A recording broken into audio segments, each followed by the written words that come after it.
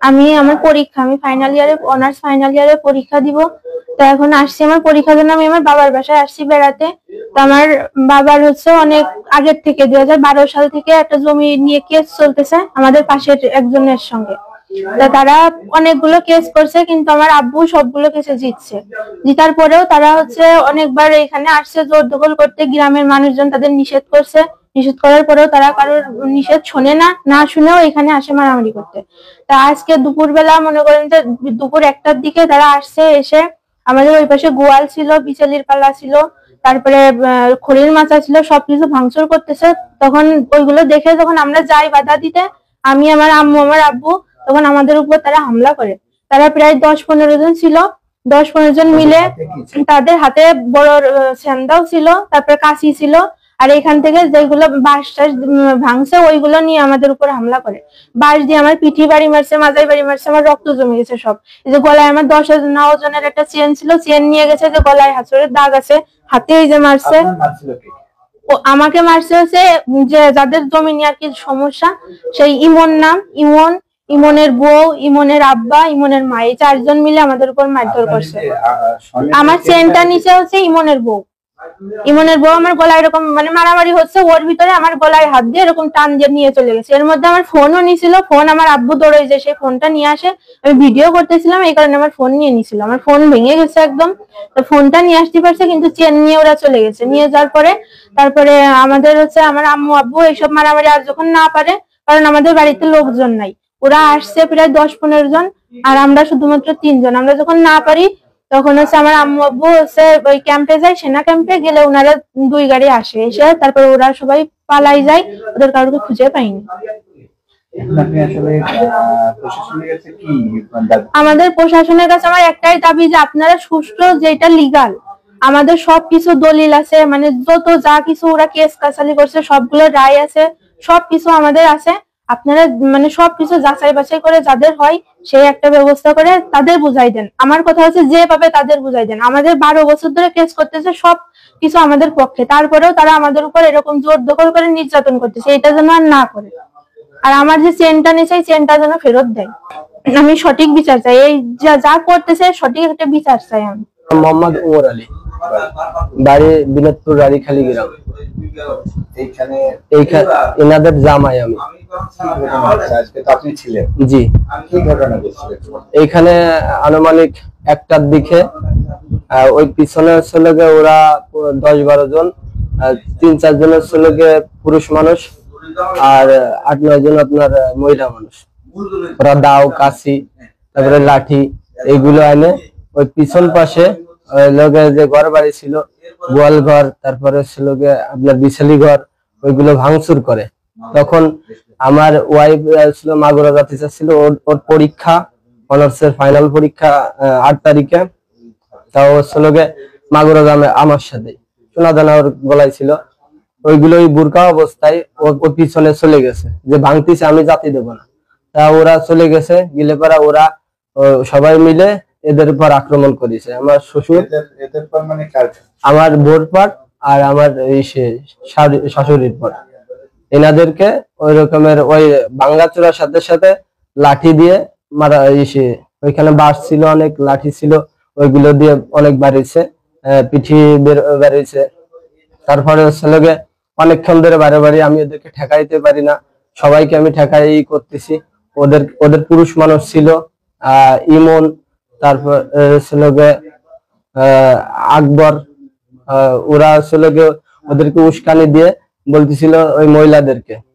ইমনের বউ ছিল, ইমনের মা ছিল, আরো ওদের ভাই বোন টোন ওরা ছিল, ওরা সবাই মিলে এদেরকে।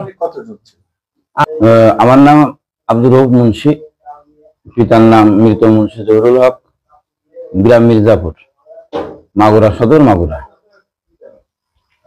আমি কিছুদিন পূর্বে 2012 সালে একটা জমি কিনেছি। এই জমিকে কিনা কেন্দ্র করে নিয়ে দীর্ঘদিন ধরে আমার প্রতি বিভিন্ন রকমের হামলা মামলা করতেছে আমার পাশের বাড়ি আকবর জর্দার, ইমন জর্দার। দীর্ঘদিন ধরে আমার নামে একাধিক মামলা করেছে। মামলা করার পরে আমার নামে আমানত মামলা করেছে ও তার ভাই দিয়ে। তার ভাই ছোট ভাইয়ের নাম বকুল, বকুল দিয়ে মামলা করেছে, মঞ্জুরুল ইসলাম বকুল। এই মামলা দীর্ঘদিন চলার পরে এই মামলা কাগজপত্র দেখে, যেহেতু ওনারা এই সম্পত্তি 1987 সালে বিক্রি করে, মোট জমি বিক্রি করে 46 শতক। এই 46 শতকের মধ্যে মাঠান জমি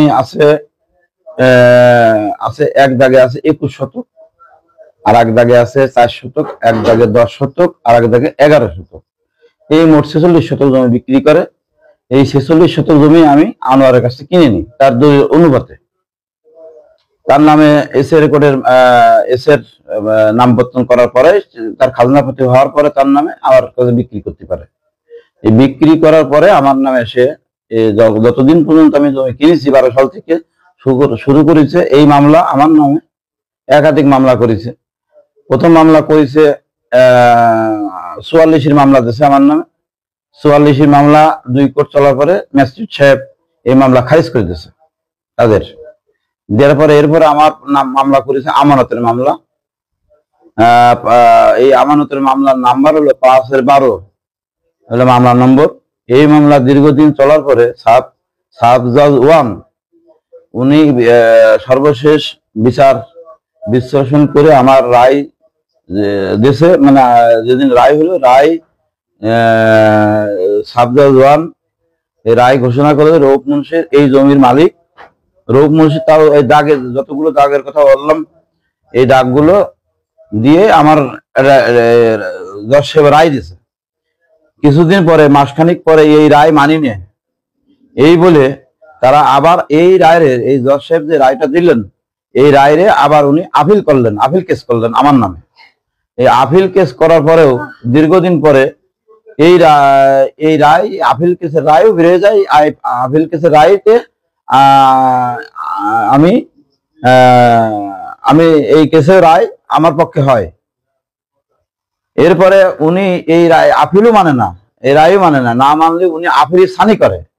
সে সানেতেও সেই সানের রায়ও আমার পক্ষে হয়। এরপরে দীর্ঘদিন কিছুদিন পরে কি করেছে, কিছুদিন পরে আবার উনি ওনার আপন ভাই, বড় ভাই সত্তার, তার নামে কেস করেছে। 2 নম্বর আসামি আমারে নিযুক্ত করেছে। করে বলেছে যে স্যার আমি এই জমি বিক্রি করিনি, জমি বিক্রি করেছে আমার ভাই আব্দুল সত্তার। আব্দুল সত্তার বিক্রি করেছে যখন, তখন এটা সিটিং ভাবে কেস হয় ম্যাজিস্ট্রেট কোর্টের ম্যাজিস্ট্রেট। তখন এই কেসের তদন্তভার মাগুরা জেলায় পিবিআই নাই, মাগুরা ঝিনাইদহ জেলার পিবিআই পার হস্তান্তর করে আমাদের মাগুরার ম্যাজিস্ট্রেট কোর্ট। তা এই কোর্ট যখন হস্তান্তর করে তখন এই পিবিআই তদন্ত শুরু করে। তদন্ত শুরু করার পরে আমাদেরকে ডাকে, আমাদের বক্তব্য আমরা দিয়ে আসি, তাদের বক্তব্য তারা দিয়ে আসে। পরবর্তী সময়ে পিবিআই এই আব্দুল সত্তারের সই এবং টিপসই নেয়, এবং পরবর্তীতে আলী আকবর আর সই এবং টিপসই নেয়। আর আমারে ডাকিছে যে দলিলের জন্য, যে আনোয়ারের কাছে যে সম্পত্তি আমি কিনেছি তার যে মূল দলিলটা এটা আপনার কাছে, আপনি দেন। আমি স্যার এই দলিল তো কিনা বেচার সময় মেলা ফটোকপি হয়, তার ফটোকপি আমার কাছে আছে একটা, ওই আনোয়ারের দলিল, সেই দলিলটা আপনি নিতে পারেন। তা বলতেছে না ওটা না, আমার অরিজিনাল কপি লাগবে। স্যার অরিজিনাল কপি তো আমার কাছে নাই, আমার কাছে ফটোকপি আছে। তখন তা বললো যাইতে হবে না, আমাকে অরিজিনাল ওই টিপ, কোন টিপ দিয়ে আছে সেই টিপ, সেইটা স্ক্যান করে সেটাকে ফরেনসিক করতে হবে।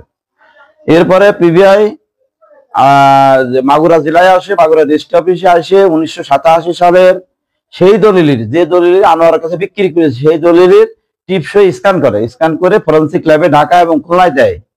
খুলনায় দেওয়ার পরে রেখা মিলানোর জন্য আঙ্গুলের যে টিপসই, এই টিপসইটি দেখা গেল সেই আলী আকবরই এই জমি বিক্রি করেছে, তার টিপসই আছে এবং সমস্ত রেখা তারই মিলিছে, এবং তার মানে সে আলী আকবরের বিপক্ষে সেটা রায় দিয়ে গেছে। তাদের যে ফরেনসিক টেস্টে আইছে যে এই সম্পত্তি আলী আকবরে বিক্রি করেছে, সেই রিপোর্টে পিবিআই আমার দিয়ে দিয়েছে যে আপনার নিয়ে কোনো সমস্যা নেই, আপনার আকবর বিক্রি করলেও যে জমি পাবেন, 70 বেশি সেই জমি পাবেন। এখন আজকের বিষয়টা এইটা দিয়ে দীর্ঘদিন আমার এই সম্পত্তি জোর দখল করার জন্য ওরা কি করেছে, ওরা হলো নতুন করে জালিয়াতি একটা দলিল তৈরি করেছে।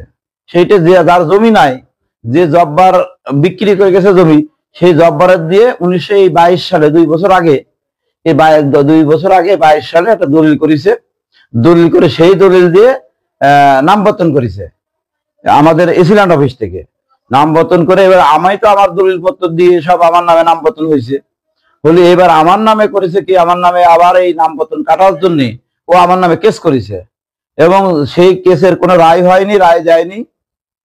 এসিল্যান্ড সাহেব আমার এর মাঝে জোর দখল করে আমার বাড়ি ঘর ভাঙচুর দখল করে নেওয়ার জন্য পায়তারা করতেছে এবং আজকে হঠাৎ করে আমার বাড়ির সমস্ত ঘর 3-4টে ঘর আমার যেখানে খড়ির রাখা হয় সে খড়ির ঘর ভাঙিছে, যেখানে গরু বছর রাখা হয় সে গরু বছরের ঘর ভাঙিছে, যেখানে আমার বসে কাজ কাম করতে হয় সে ঘর ভাঙিছে। এবং পরবর্তী সময়ে আমি উপায়ন্ত না পেয়ে, আমার লোকজন নাই, আমরা ঠেকানোর সময় গেছি, আমার মেয়ে মারি খাইছে, আমার স্ত্রী মারিছে, আমার জামাইরে মারিছে, আমারে মারিছে, আমার বাড়িতে কোনো লোকজন নাই। আর তারা আসে 20-25 জন, হঠাৎ করে মহিলারা আসে এই এলো বছরই এইসব শুরু করেছে। তা করে আমি উপায়ন্ত না পেয়ে আমি আর্মি অফিসে সেনা অফিসে গেছি। সেনা অফিসে যে স্যারদের কাছে বললাম, স্যার আমি এই পরিস্থিতি পরে আমার বাড়ি ভাঙচুর করতেছে, লুট করতেছে, আপনারা স্যার একটু কাইন্ডলি দেখেন। সঙ্গে সঙ্গে আমার এই তথ্য দেওয়ার সঙ্গে সঙ্গে আর্মি তো সহজে যায় না, তারপরেও ইনশাল্লাহ যে কোনো কায়দায় হোক আল্লাহর ইচ্ছায় সঙ্গে সঙ্গে আর্মি 2 গাড়ি আর্মি আমার বাড়ি আইছে, আর্মি এসে দেখে গেছে তারা, এবং তাদের বাড়ি গেছে তারা সব পলাইছে। এখন আপনি কি দাবি করেন? আমি দাবি করি যে আমি যেভাবে নির্যাতিত হচ্ছি এদের দ্বারা যেভাবে নির্যাতিত হচ্ছি, যারা আমার এই ডিপার্টমেন্টের বা সরকারের পক্ষে আমার দেশে যারা এই ডিপার্টমেন্টে কর্মরত আছেন, তাদের কাছে আমার একটাই অনুরোধ, আমাকে যেভাবে হয়রানি এবং মিথ্যে মামলায় দিনের পর দিন আমাকে হয়রানি করা হচ্ছে, এই রকম হয়রানি থেকে আমাকে অব্যাহতি করেন বা এর সুষ্ঠু যে বিচার, এই সুষ্ঠু বিচার আপনারা দয়া করে করেন, যাতে আমার মতন এইভাবে নির্যাতিত আর কোনো লোক না হয়। আজকে এই যে মারামারি সংক্রান্ত বিষয় নিয়ে কি হয়েছে একটু বলেন। মারামারি করেছে ওরা, ওই আকবরের বউ, তারপরে কাদের বউ। কাদের মারিছে?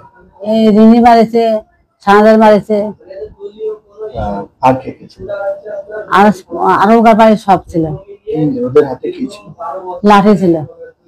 কার মারিছে? মারিছে রিনি মারিছে, সানাদের মারিছে।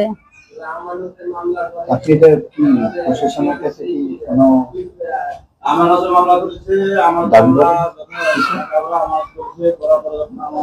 আমি কি দাবি করবো? বসত আমরা পারিনি, তা কি করবো?